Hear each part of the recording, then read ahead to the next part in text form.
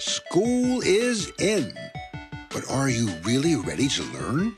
Open your eyes to a new day in education with the Awakening Educator, a program specifically designed to explore a new, mindful way of educating our youth. Learn about social-emotional learning, new modalities of teaching, and the most relevant topics in education with your hosts, Susan Andrian and Megan Sweet. Susan and Megan will take you inside the issues by looking at them from different points of view, from policies and research to teaching models that are actually used in schools. There's never a dull moment in this classroom. Have any questions you'd like to ask? Maybe you have knowledge you'd like to share, and share your thoughts live on air. Grab a pen and paper and get ready to open your textbooks and minds to a new way of learning on the Awakening Educator.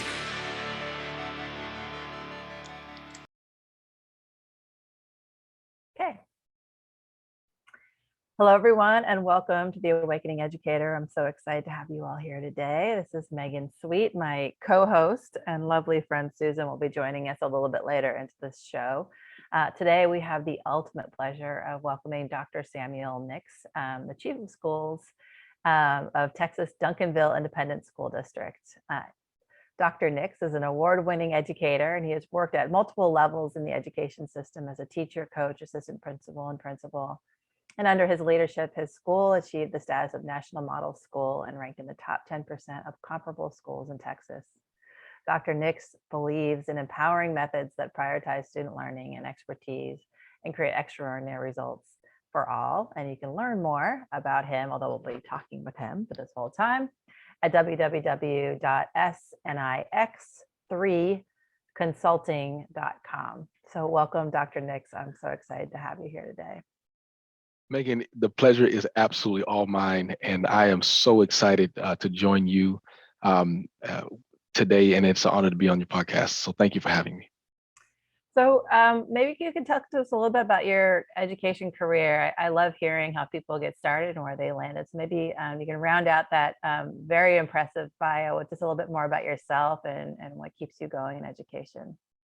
Well, Megan, thank you for giving me the opportunity to do that. You know, Megan, I was very fortunate, Megan. You hear these stories about these individuals that really have it rough coming up, and man, I just don't relate. You know, I'm thankful, I'm blessed. I had two amazing parents in the household, both well educated. My sister and I were in a situation where all of our needs were met, and we're just so thankful for that. Mm-hmm. But even in that situation, I being basically an AB student in school, Megan, I struggled. I struggled with my fourth grade teacher who wanted to put me in special ed. I struggled with my sixth grade teacher who told me that I would not be anything. I struggled with my ninth grade coach who told me that I would never play, I'd never see the field, and the best thing for me to do would be to quit.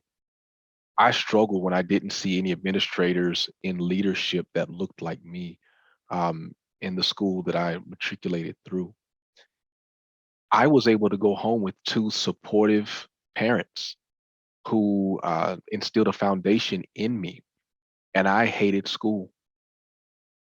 So, what chance did my friends have that didn't have the father at home, didn't have the stable home and all of the needs met to come home to where they had that empowerment and that investment, and that no matter what was being said to them, they were pouring into them. And so I didn't want anything to do with school, Megan. Mm-hmm. And so I didn't. When I graduated, I went to work for the railroad. I went to work for Burlington Northern Santa Fe Railroad here in Temple, Texas. And I worked there for several years, until it was revealed to me through, just life has a way of revealing things to you, right? That I needed to get back and get an education. And Megan, much like you, and much like the purpose of this podcast, there's more to it than I want to teach, or I want to be a principal, or I want to be an assistant principal, right? There's a purpose, there's a calling, there's a reason. And so being a teacher and going through the classes to become a teacher, um, I saw very quickly that there was a need, Megan. And much like you, I'm sure, much like many of our listeners, our goal is to do our best to plug that gap, to meet that need. Um, and so for me, it was uh, being an assistant principal of a middle school, over 1,000 something kids. It was getting the call to be a principal at the age of 29 for the second lowest performing school in our district. And this particular district had over 64,000 kids, and seeing success there. And then eventually becoming a high school principal for a period of 5 years, where we were named as one of the top urban schools in America, top 32 schools in America, for closing the achievement gaps, and then having the privilege to serve as chief of schools here in the district that I serve in, where we have one of the largest high schools in the nation, with our high school housing a little under 5,000 students in one building. Ooh. So that's a lot, but that's the journey that I was on. And thank you for allowing me to share. Yeah, I appreciate you. I mean, there's so much that I want to unpack with what you just shared. I mean, one of them, and it's something I wrote a book also, and I'd love to get into your book, but I wrote a book, and one of the things that I really tried to emphasize in that book was be careful how you talk to kids and the way you set them up for their sense of who they are and what's possible. I think sometimes as teachers, we don't realize the impact we have and how much those things that we say can really like set the tone for how we interact in the world and how we see ourselves and what's possible. And when we layer implicit bias and white supremacy and some of the other structures that are a real challenge, to put it lightly, in our country, then we create the situation where a lot of students are told from the very beginning of their lives that they might as well not bother going to school or trying to achieve.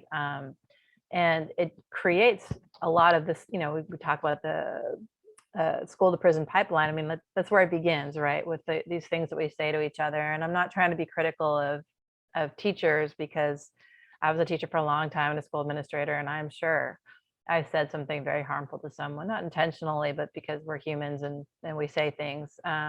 But so that we can be ever more aware of the impact that can have on our students. I have a similar story to you as well, which is I was told from the beginning that I might as well not go to school, that I wasn't, that I was a kid. I got into a lot of trouble in school, that I wasn't, school material. Not you, Megan, not you. Yeah. Well, always. I mean, that's the thing kids don't know. Most teachers have a past. And often we weren't the greatest students, and I definitely wasn't one. And I taught middle school, which was perfect for me because that was, it's about my developmental level still, probably. But I remember my guidance counselor in high school just basically saying, don't bother going to school. You're not college going material. And for me, that lit a fire in me. I was like, oh, okay. Is that what you want to say to me? Let's talk. And I did all the school. So did all the way up through the end. And that message was catalyzing for me, but it's not always for kids. And so I'm wondering how those messages that you heard from the adults, I heard that, initially you're like, well, I'm just going to get out of school and I'm not going to go back. But did it affect your sense of self as you were going through school? To what do you attribute it? I'm making the bold assumption that it's based on implicit bias, but I'd love to hear from you what you would attribute that to. Megan, one of the biggest lies that I was ever told coming up, and I memorized this as a nursery rhyme, or I don't know if it's a nursery rhyme, but things that kids repeat. And it was the biggest lie I was ever told. And it goes something like this: sticks and stones may break my bones, but names will never hurt me. And I was told that, as a young man, to be strong, not to let things get to you, to overcome the challenges of other people's opinions and things of that nature. But the definition of a child is that they're not mature. They're not mature enough to know where to put that, right? They're not mature enough to know where to, how to go through life when someone's telling you that you look up to or that you admire or that has a big impression on your life. And when they say something that has an impact on your self-awareness, on your self-perception, you said it so brilliantly, Megan. You never know. And I love the title of your book. I love how you approached that, because that self-awareness, that self-perception, that, there are people who are 50, 60, 70, 80 years old who never forget that, right? That word, that they're not good enough or that they're not going to make it. So they spend their whole life trying to prove otherwise, trying to make it. So for me, when I had that teacher tell me that, well, you should be in special education, just so happened I was the only African American in my class. So how does that make me feel? Mm-hmm. Mm-hmm. It just so happens when someone tells you that you're not good enough, or you're not going to make it. What, depending on how well you looked at that person or how much influence that person had on you, man, that can have an impact on you. And it Mm-hmm. did. Mm-hmm. And that was my point earlier. I was coming home to two parents that affirmed me. Mm-hmm. I was coming home to two parents that taught me how to overcome that and instilled in me foundational principles of things that, but you said implicit bias. I would assume that's what it was. Mm-hmm. I don't think that I was that slow, right? My grades referred that, that it wasn't the case, but neither here nor there. The reality is so many of our students, so many people have to overcome the things that they were told or shown or exposed about themselves at a young age that no one ever affirmed. And I'm not a psychologist or anything by that nature, but I do think that we have to overcome so much of that in schools, Yeah, no, and right.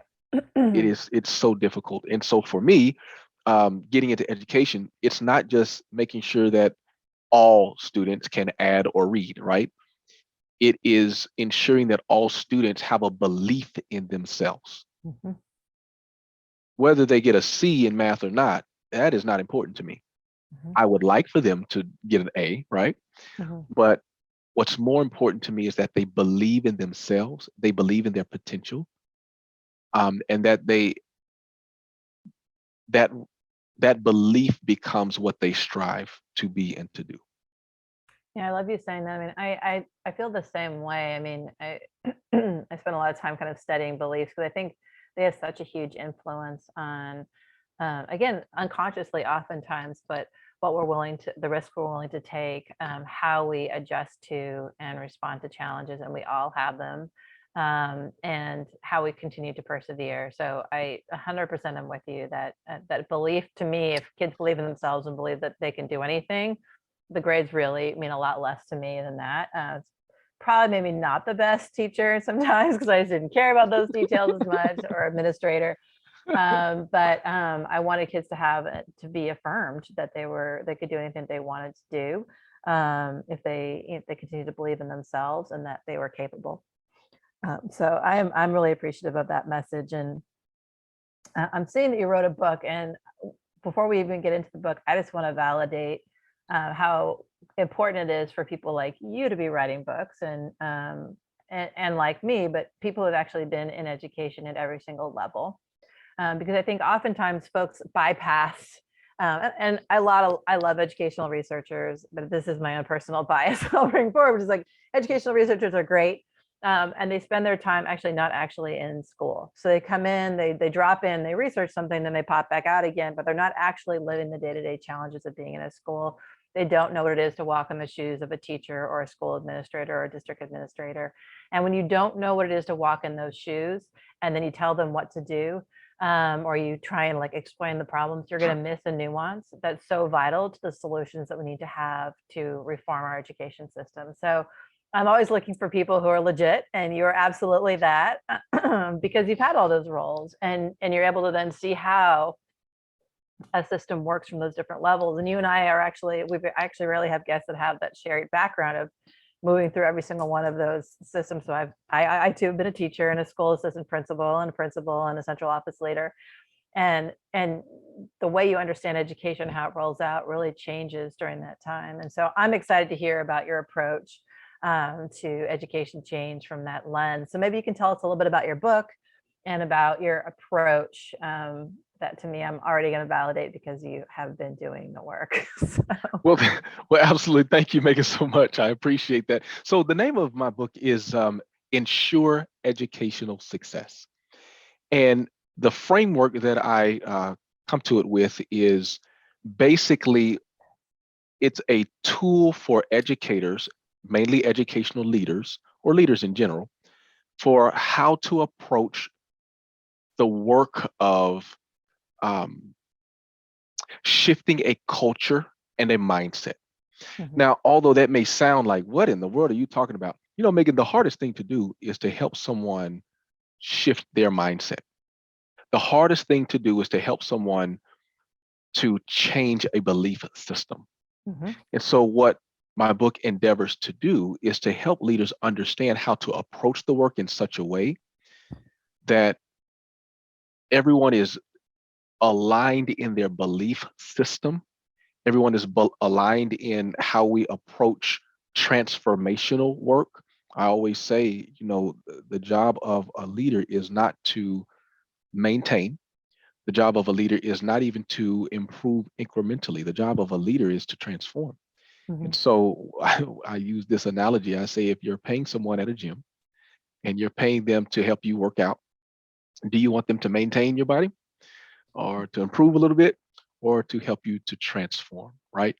And so this book is just common sense tools and strategies for leaders to transform the school culture from one of focused on one of maintaining or even incremental improvement to one of a true transformation of what students are able and capable to do through teachers and administrative staff. So it's been a joy. I have had an opportunity to work with so many great teammates that have helped me to be able to achieve success. Haven't done anything on my own. Great people, uh, great teammates, and so being able to write about that, being able to write about proven strategies. You know, when you take a school that is so low, being my middle school, and in 1 year take that school to be the second highest performing school in a district, there are some things there that are duplicatable. Mhm. And so those are some of the things that we discuss and talk about in the book. And so I'm excited to talk about some of those things. Yeah, that's, I mean, I think that's shifting beliefs. And I'm looking at the things, the description of your book, and I want to kind of hit every single point really, but helping people to learn to work together and to build trust to me is the most important part of leading a school change. So my background, can I call you Sam or Samuel or Dr. Nix, which is the best? Sam is absolutely fine. That's what my mom Cool. named me. Yeah. All right. So that's my nephew's name too. So it's one of my favorites. There you go. So yeah, I mean, so my main work in the last 15 years has been to lead changes at school settings and in the district settings, and like the strategies. So having a plan is really important. So I always get geek out about strategic planning. But what I find in the places where I've been either a change leader myself or supported others is the presence or absence of trust, and this ability to collaborate together, and how that affects our ability to do that transformation that you're talking about. Because I think there has to be some level of trust for folks to be willing to step outside of their comfort zone, to try something new, to make a mistake, to fail, to expose their weaknesses, or to really look at what's going right and wrong in the school before they change it. So I'm wondering, and you talk about like this culture of accountability, which for me is a key part of that trust. So how do you start to create a culture of accountability in a school that doesn't turn into finger pointing or gotchas, but also a place where people feel like they want to keep showing up to that gym and pushing themselves through the pain of that physical transformation, the pain of a school transformation. So how do you create that culture of accountability? Megan, thank you so much for asking that question. A culture of accountability. This is, in my opinion, one of the most important questions that you could have asked. I mean, you asked it right off the bat. I'm going to ask you a question before we start. Okay. Now, Mhm. Megan, you are a seasoned educator. So I'm going to ask you a question, and let's see if this goes right. Okay. Okay. I feel like I might get in trouble already, but I'm ready. Yeah, Let's do it. absolutely, no problem. And listeners, you play along. All right. I believe, Megan, that accountability has gotten a bad rap. I believe that people really don't understand what accountability is. Megan, I ask leaders all the time, what is accountability? Mhm. And if you just stop and think, I mean, everyone will think everyone is intelligent that's listening. They'll oh, I know what account, but what is accountability? I ask leaders that all the time, and I get a variety of different answers. Mhm. I believe that when you talk about accountability, the default answer is I'm in trouble. It's something that I'm getting in trouble for, right? I'm Mhm. being held accountable for something in a way that's punitive. Well, here's what I have. It's what I did, and I've I tell principals all the time, have you done this? And I haven't yet seen a principal that's done this. So here's the question. What's the first thing every student does the first day of school? I don't care whether they're in Dallas, Texas, or whether they're in the Bay Area, Megan. Every student that goes to school the first day, what happens in every single class? I'm talking about the first day of school, every class. What happens, Megan? We go over the rules. We let Oh, them wait. know what the Oh, expectations are and tell hey, hey, them. hey. So you mean to tell me the first day teachers go over with the students, what they do is they're clear, they're transparent. They say, here's what the expectations are. Here's what the rules are. Here's what happens if you violate the rules. If you choose to do this, your name goes on the board, and this is what that means for you. If you choose to do this, you go to the office, and this is what that means to you. If you choose to do this, you have lunch, and this is what that means. If you choose to all the way up to if you choose this, you get kicked out of school, right? And then the teachers, Megan, have the audacity to send this home to the parents. So the parents are clear about what? The rules and expectations. Rules and expectations. And then they even submit it to the principal so the principal is clear about what? Their rules Rules and and expectations. expectations. That's right. I've never seen a parent contact a teacher and say, why are you talking to my student about rules and expectations and being clear about what's going to happen if there's consequences? Are you trying to say that my child's going to get in trouble? Are you trying to say that the teacher said, no, no, no, no, no. I'm simply establishing transparency and honesty and clarity around what I mean when I say accountability in my classroom. It's amazing, Megan, because I haven't yet seen a principal start the school year off like that with the teachers. Mm-hmm. So what ends up happening is, what is accountability? Nobody's clear. And then when you do hold someone accountable, what does that mean for me? Does it mean you're trying to fire me? Does it mean you don't like me? Does it mean that you're after me? Does it mean that, and then there's inconsistency in accountability. This assistant principal may do one thing, and that assistant principal may do another thing, and this principal may, and then what's the clear? So for me, establishing a culture of accountability starts with eliminating the fear of the unknown. We have to be clear about what we're trying to do, how we're doing it, and what that means for you as the person. So, for example, if at the beginning of the school year, a principal were to meet with the staff and say, we're going to go over what it means to be accountable in this organization. So let's discuss what that means. Let's get a common definition of what it means to be accountable in this organization. And then if the principal were to get that discussion going, and it's not an easy discussion, and it's not necessarily anything that's going to take a quick period of time, right?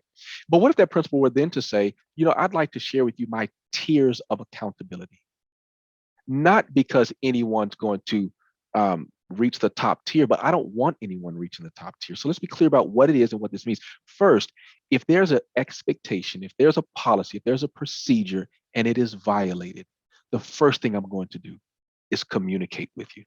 I'm going to talk to you. I'm going to give you an opportunity to ensure that you're clear about it, that you understand it, that's not how we do business, and give you an opportunity to correct that behavior.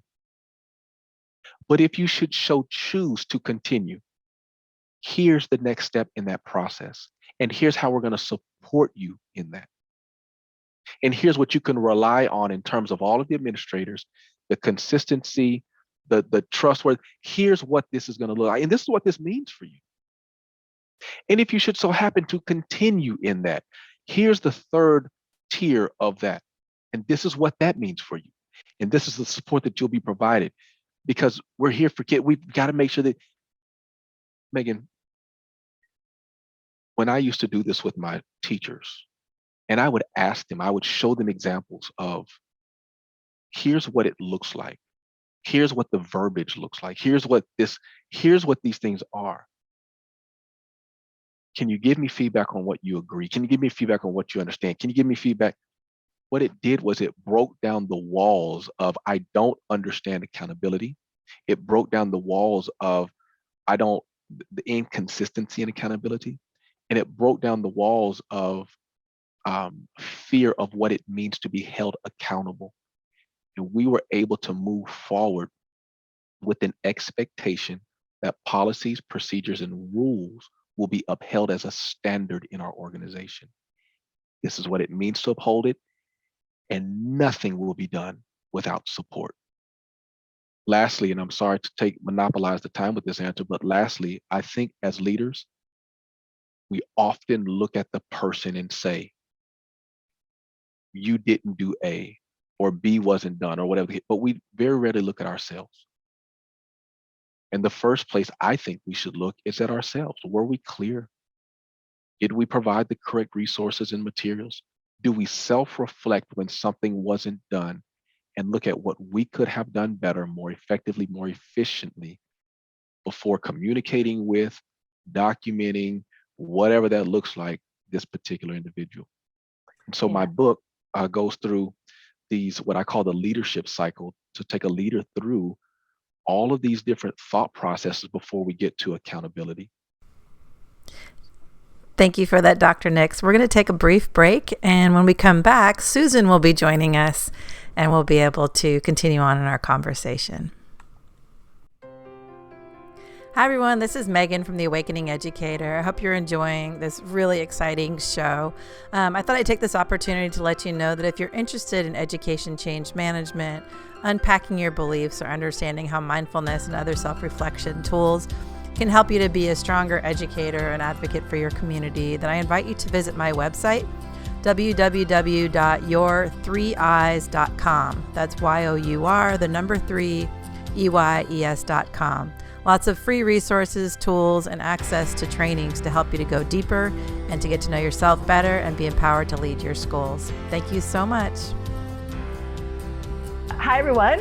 Welcome back. We took a brief pause because the lovely Susan Andrian has joined us on the show. I'm so excited for you to be here, Susan. Welcome. I'm very excited to be here and back and here with you, Sam.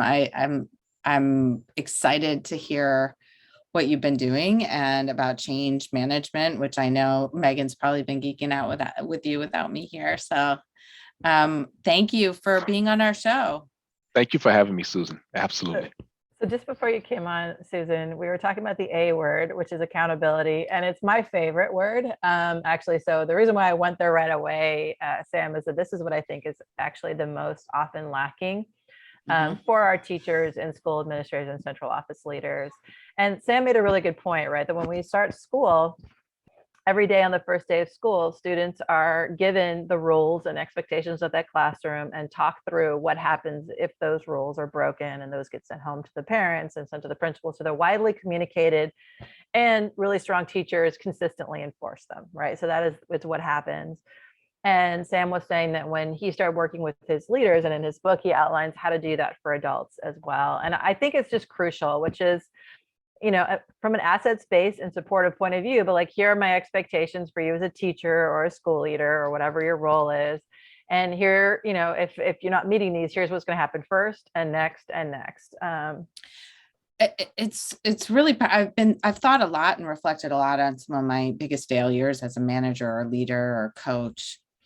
And I think some of the biggest failures for me were not actually holding folks accountable early and clearly, and that in not supporting them by holding that expectation and giving them feedback and really calling them out with love and support early and directly. I failed to support them in their learning growth. And then by the time the problem got so big, it was too difficult to support them in the way back from it. And so it's kind of a gift for our kids as well as for our educators when we can give these real clear accountability from the beginning.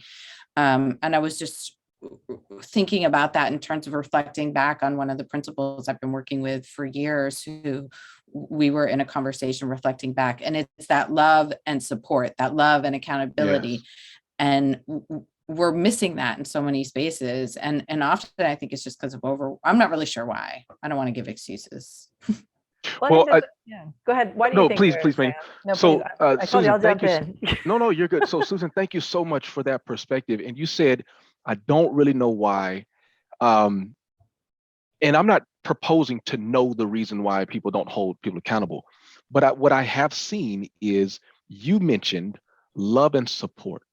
Well, in order to support someone, you have to monitor where they are in relation to where they're supposed to be, right?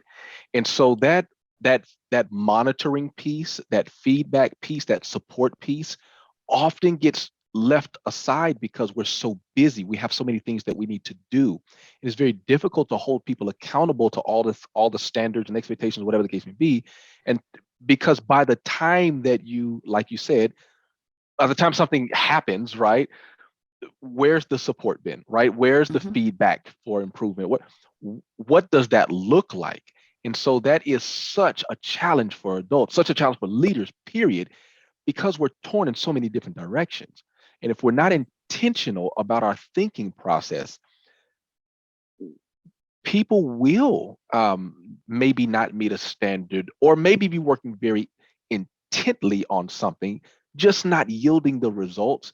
But because we're not monitoring the work, providing the feedback, being reflective on our leadership on what it means to support them, by the time we get there, man, we're in a situation, right?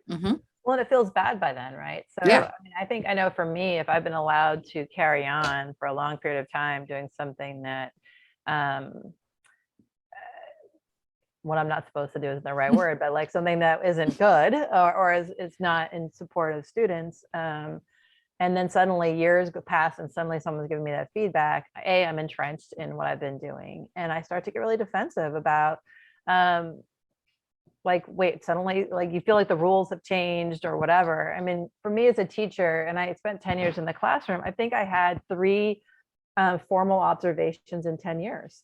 So I didn't get feedback on my instruction. I wasn't provided support or guidance.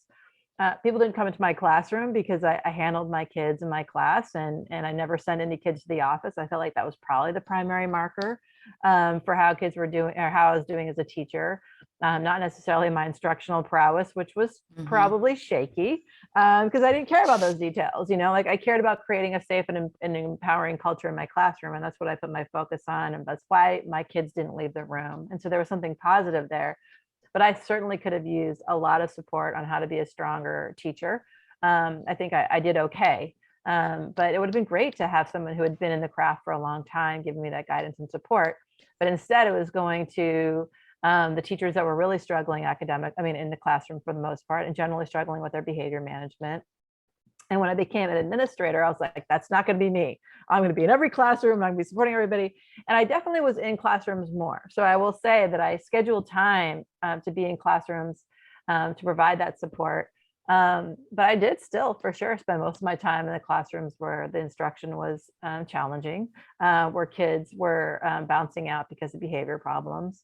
I spent much more time there. So I didn't spend, even though I said I was going to as a school leader, I was going to spend an equal amount of time in every classroom or really empower the strong teachers as much as the ones that needed more support. In actuality, that didn't happen. And I'm a principal right now, and I don't even get into the classrooms. The only classrooms I'm getting into right now are the ones where the teachers need an evaluation because they're moving through a credentialing process and it's mandatory. But otherwise, I've been putting out fires. So it's really hard to get into classrooms and to provide that proactive support, even though I think it's absolutely crucial. And so, yeah, so I'm wondering how you support leaders to start to prioritize that, because enforcing all of the accountability is hard to do in practice. So how do you do it, Sam? Thank you for asking. I outline exactly how to do it in my book, Ensure Educational Success. Let me start off by giving you some real life data. I don't know if you would agree with me, but there's very few things that are as uncontrollable as being in the air. So for an example, in an airplane, you're pretty much, when that turbulence hits, it's a different feeling because you're not, there's only one way to go, right? Mm-hmm.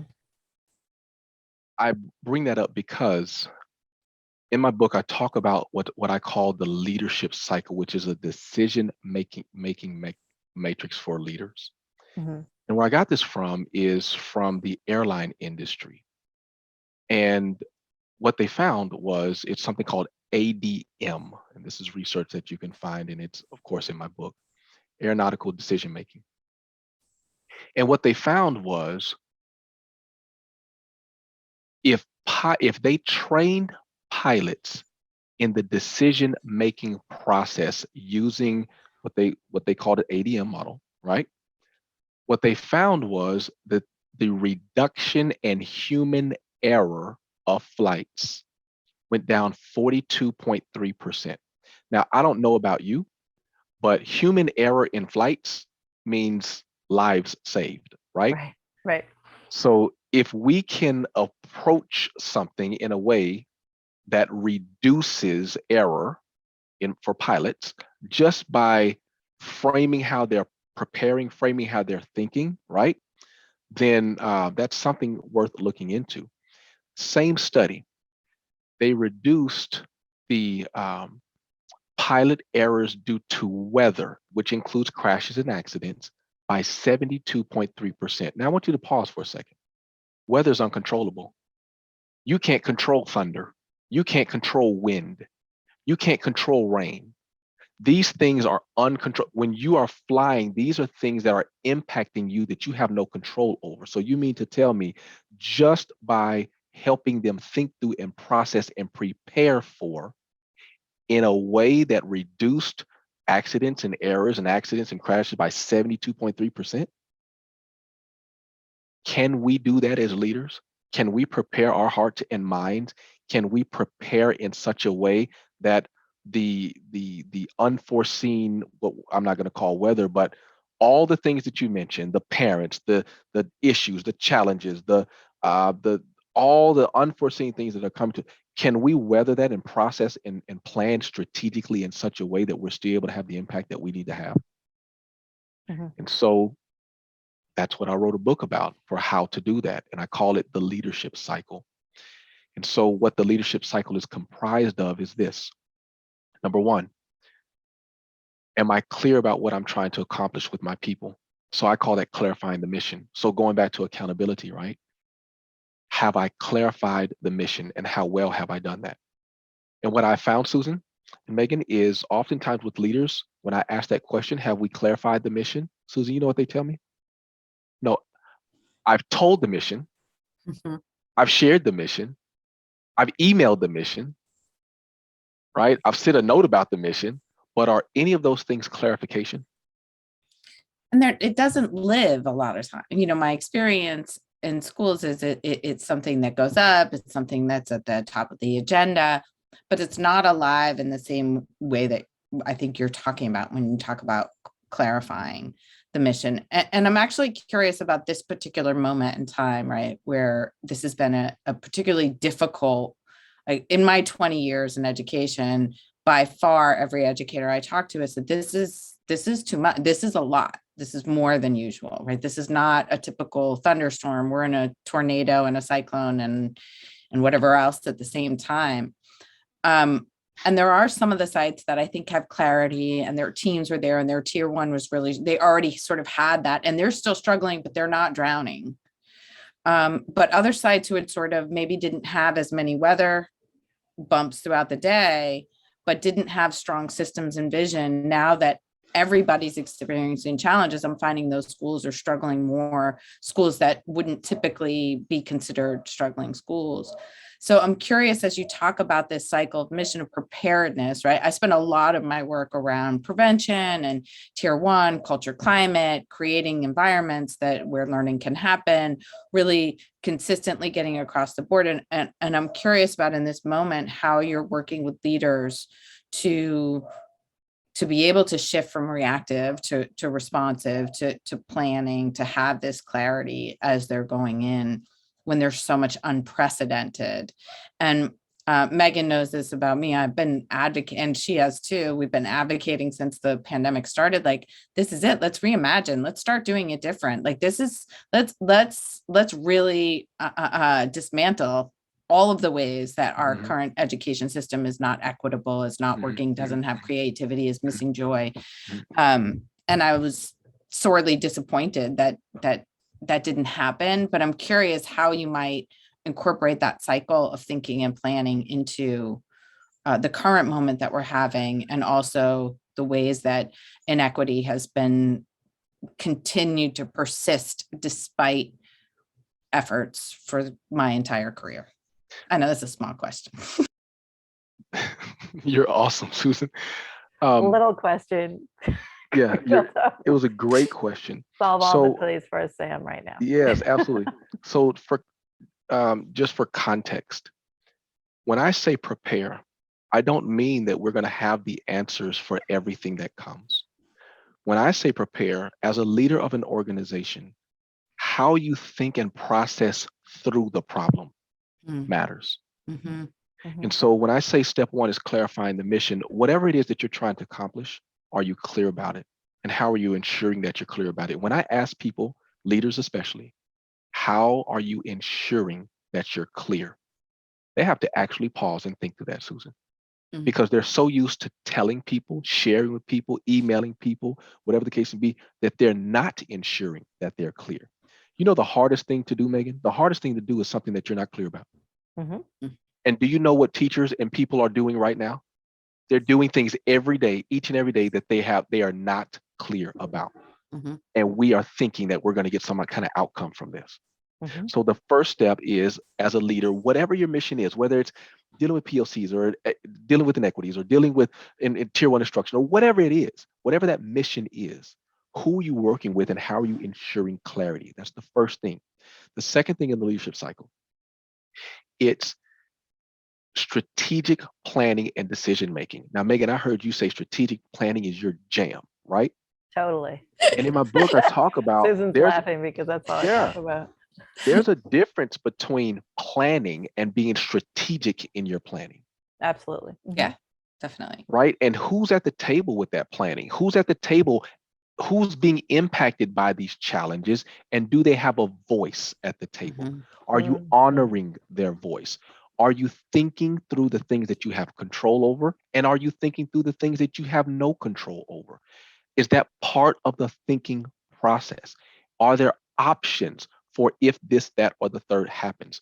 I'm going to pause here because I don't know if you guys are sports fans, but as a football fan, there's a coach that many people feel is the best coach in the NFL, and his name is Bill Belichick.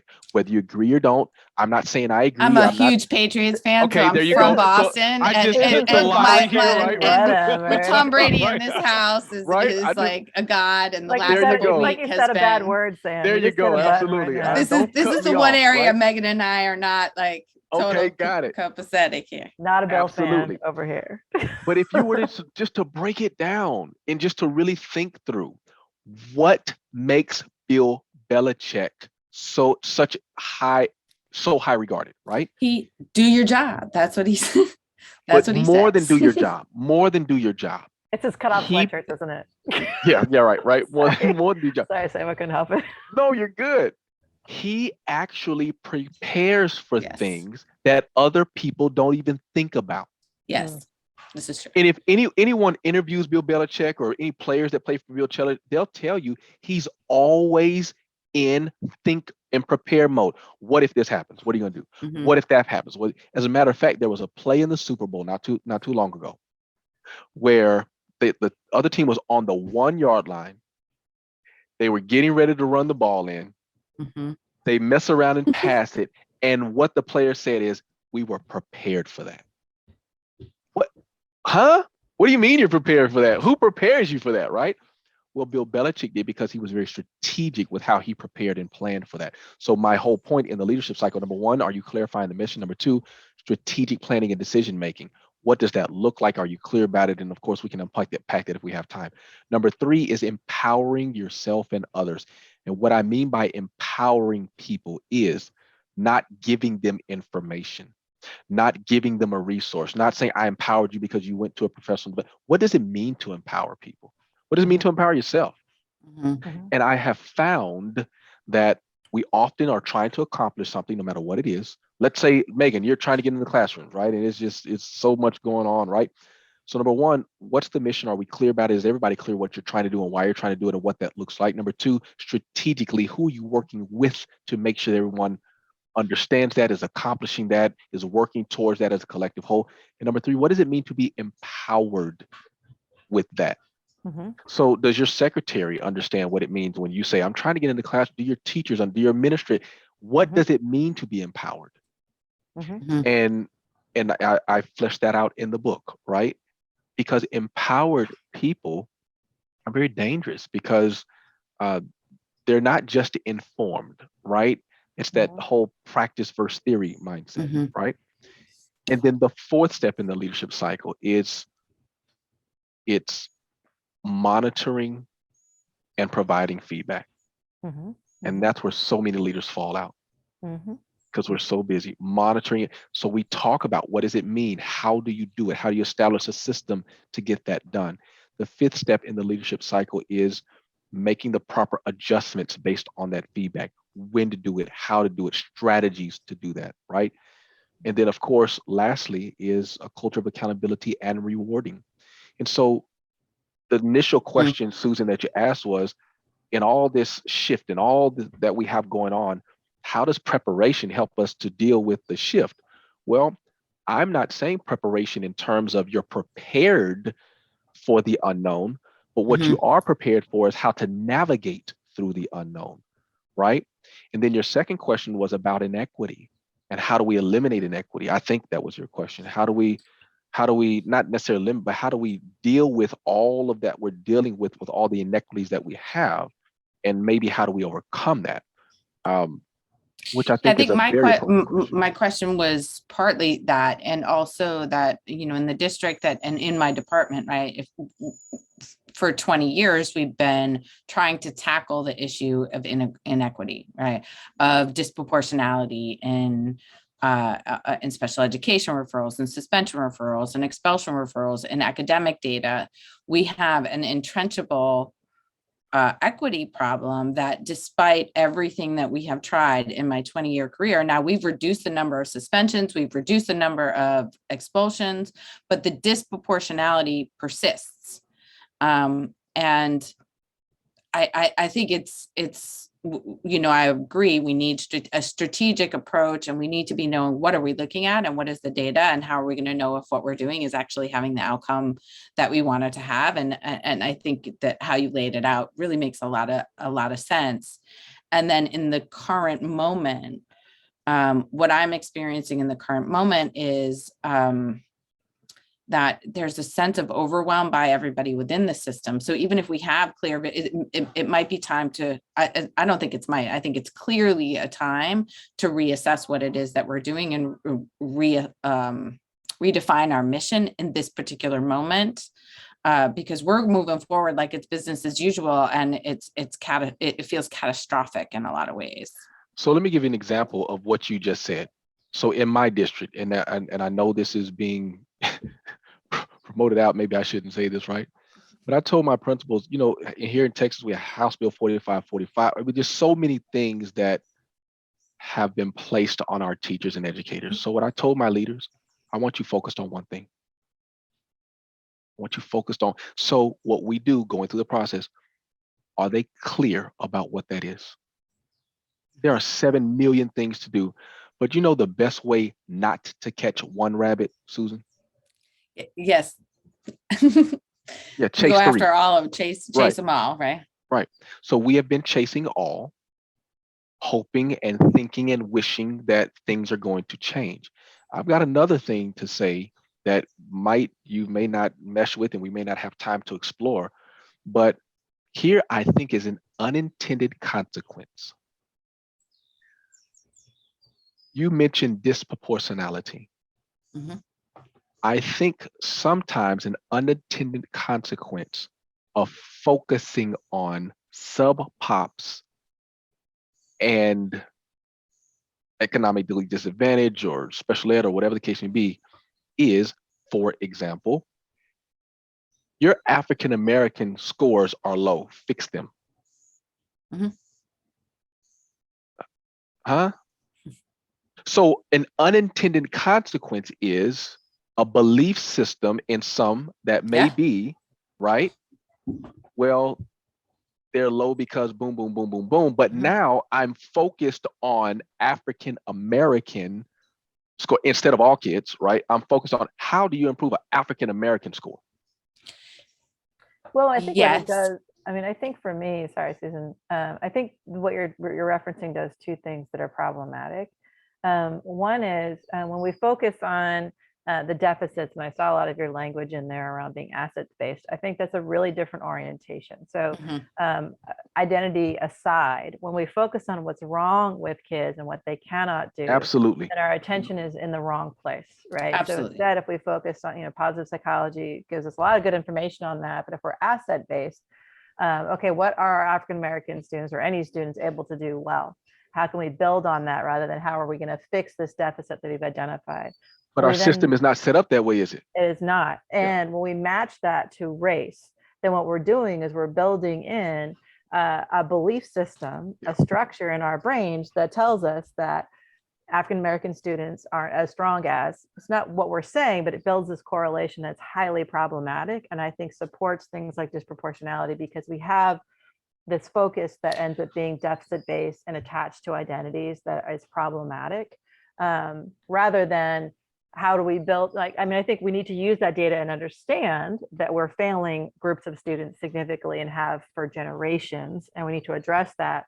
But how do we do it in a way that doesn't create this link between or a suggestion that certain groups aren't as effective students, when in reality it's a system that's been built to not be Right. supportive of them. And I would add on to that because I agree. And I think that when I look at disproportionality, I know this is because of the lens that I'm coming at it. I don't see it as a deficit of the students. I see it as a deficit of the adults serving those students. What is happening in that system that we're not educating all students to the degree that they can be, that they can engage in learning. And I think it's that bias that you mentioned.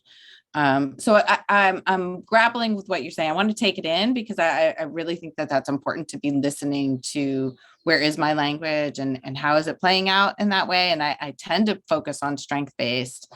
But I also do see that within our district and within our city, that when we look at disproportionality, at least in the circles that I'm in, we're always talking about it as the adults not doing that they're not providing culturally responsive classrooms, that there's bias within the classrooms, that those students are being sent out disproportionately for the same behavior that other students who look differently than they do, that bias plays into the way that we are responding to students. And that is causing the disproportionality. And so I don't know where the answer to that is, but. No, I think that you are absolutely correct. And so the challenge, as I believe that you have both posed from my perspective, is that you have people who look at this as a student problem, and you have people that look at this as an adult problem. Who's right? And so you have two different camps. And so they address it two different ways. But how do we address this? Number one, we have to identify where is the issue. And in my opinion, Susan, you hit this on the head. And this is why we continue to have a problem, because this is an adaptive issue that we continue to try to put technical solutions to. Mhm. Mhm. This is a belief problem. Mhm. Mhm. And how do you change a belief, Susan?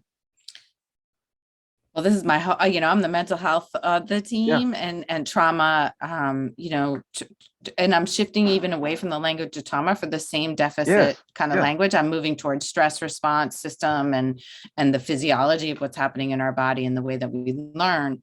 And so from my perspective, we change by having patterned, repetitive, rhythmic, ritual, rewarding relationships, and that education is happening in environments that are rich in relational content and exciting learning, and that we're providing the environments that really are conducive for changing the brain. And when we're talking about changing the brain, we're talking about learning math as well as learning relationship, as we're learning empowerment, that we're trying to change the brain, either the emotional reactive part or the cognitive academic part. So, and that takes relationally mediated interactions. I love that. And I think that's absolutely appropriate. With that being said, if I have a person that believes Mhm. a certain way, how do I change that? How do I get them to understand that how they interact with this child is different from how they interact from this Mhm. child? Their tone, their Mhm. body language, Mhm. their posture, their actions Yeah. differ from this child. How do I get them, Megan, to change the belief? Yeah, let us, I mean, I would love to Yeah. hear what your thoughts are on that. So what would you say is how we do that? Yeah, put it back on me. I'll say that. Right? Yeah. Because I mean, Susan, I agree with you, and I think what Susan said is important. And I wasn't just trying to put it back on you, although I would love to hear, because I yeah, think I absolutely. also get stuck in my own judgments and beliefs about those adults. So as soon as you said that, I had an image in my mind of who I saw. Mhm. And then I had a visceral reaction to that person in my mind who I saw, who is creating situations where kids aren't going to be successful. Yep. And I have to, and I realize as a self-aware leader, I have to work with myself before I work with that person. I have to work with my beliefs on myself before I can have an effective relationship and hold that adult accountable in a way that I need to hold them accountable to support the kid. That's kind of where I end up getting a little bit stuck in my own leadership journey, is how do I work through that? So Jen would love to hear what you think. Yeah. And it'll probably be the last thing we get to talk about, because we need Sam on for like 5 more shows. No, thank you so much. So this is not an easy answer. It's not what I'm going to quote unquote say sexy answer, but here's what I believe and here's what I've seen work. Not that this is the bullet, right? But here's what I've seen work. Everything that Megan, you and Susan, you have said, I 100% agree with. You guys are so thoughtful. You're so intentional with your words, and you've been in the work, and so both of you understand what this looks like. With that being said, my opinion, how we change this thing, we don't spend enough time understanding and investing in people based on their experiences. Yep. People, it's my opinion that experiences shape beliefs. Mm-hmm. Yep. Beliefs translate into actions, and actions produce results. Right. Mhm. So what we do is take disproportionality.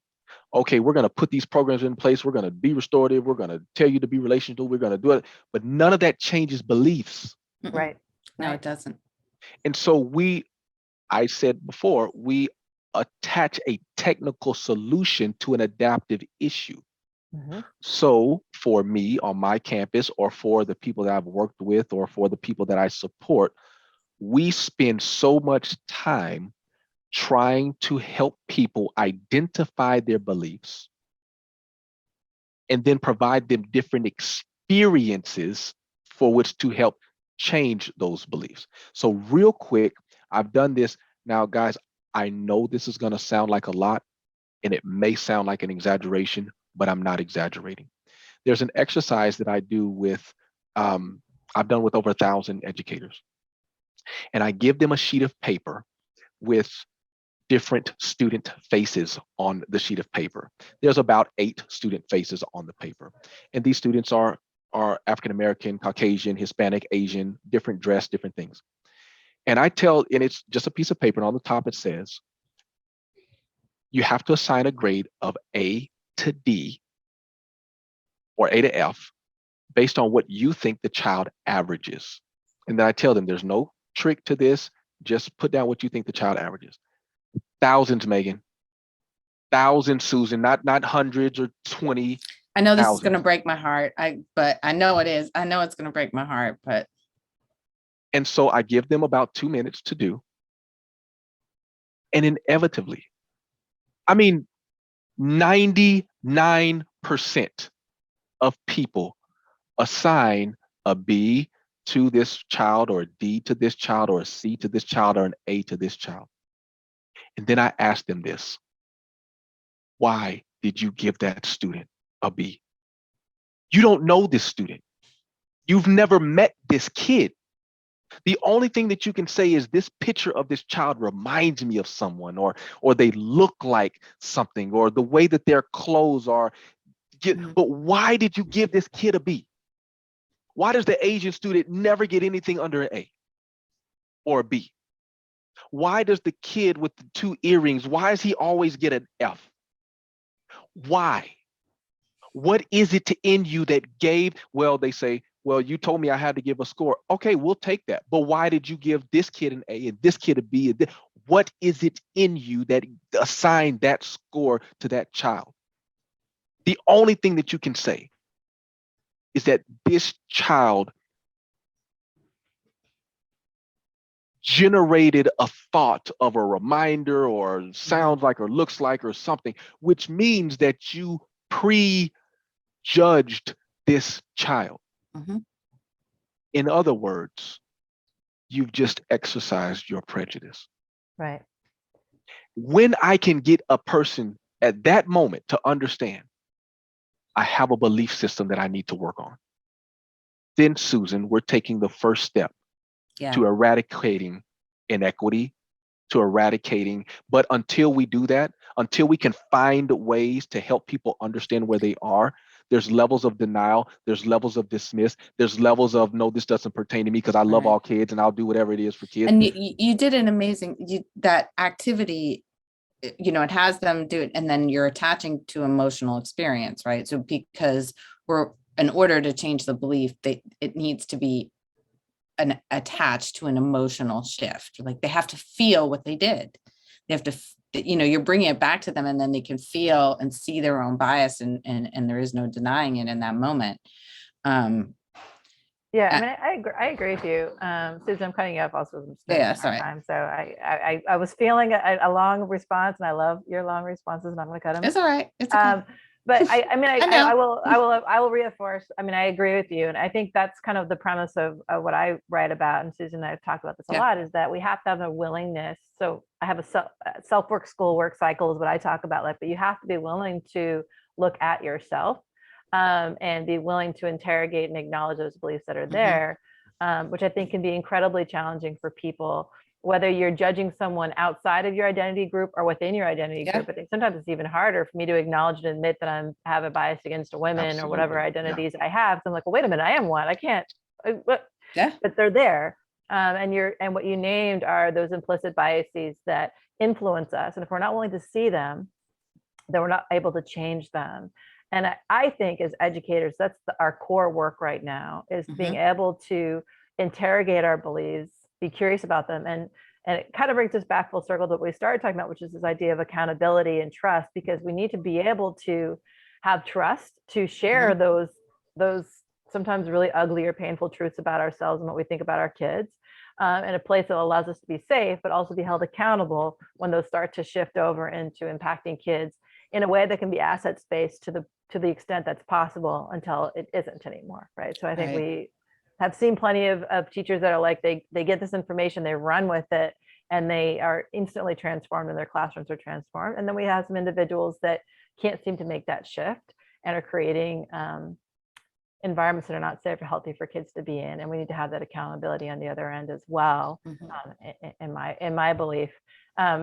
And I'm going to give myself the last word. Well, I'm not really. I'm going to give you the last word in just a second, Sam, which is, it's just been such truly, I would love to have you come back for another episode, because I think what you're talking about is exactly what Susan and I talk a lot about, which is how do we, and I love that difference between like focusing on these adaptive challenges rather than like slapping something on top that we're just going to try and change without actually adjusting what's underneath, which is what we need to do. It's been super exciting to talk with you. This is the work that Susan and I care so deeply about. I would love to give you an opportunity to let people know how to connect with you. So if people want to work with you, what's possible? I know you have a book. Can you kind of, how can people find that? How do people find Sam beyond our lovely show here?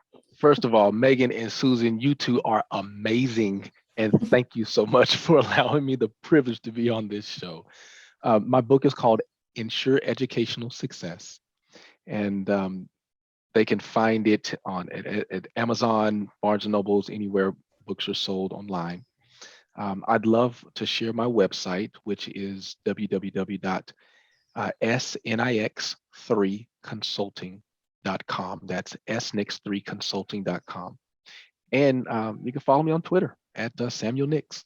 And so I'm just very thankful that people like you, Megan, and Susan are just in the work, having discussions about real work that impacts students. This show is clicking off in a few seconds, and this will be entertaining for some people. But Susan and Megan, this is not entertainment for you and us. This is life. These are lives. These are people who we wake up every day, and our discussion, our banter, our challenges to each other, our questions, they are in an endeavor to change lives. And so I thank you for the opportunity to engage in this discussion with you. I would look forward to another opportunity, and I would challenge anyone that's out there that's listening or watching. I would challenge them to really reflect on what you believe. What experiences have you had that have shaped those beliefs, and what are you willing to do about it? That's a beautiful way to end. It's been such an honor to have you on the show, Dr. Nix. We will absolutely put all of the ways to connect with you on our website. And Susan, you came in, you brought the fire. I'm so excited to have you on there. You came in, it was got like immediately the energy shifted up really positively. So it's always such a pleasure to have you on the show. I'll be in your state on Saturday. I'll be at the Creating Trauma Sensitive Schools Conference in Houston next week. So I'll be in your, I mean, it's a big state, but bring some of that warm weather with you, Susan. It's cold today. I'll try. I was looking at that weather every day. I'm like, ooh, why did I leave California? No. Well, thanks for joining us. I'm going to stop recording in just a moment here. Class is dismissed. Wasn't that fun? Susan and Megan are always happy to greet you on the next episode of The Awakening Educator. Connect with us on Facebook, Instagram, YouTube. Education is the foundation for a brighter future. Open your eyes to The Awakening Educator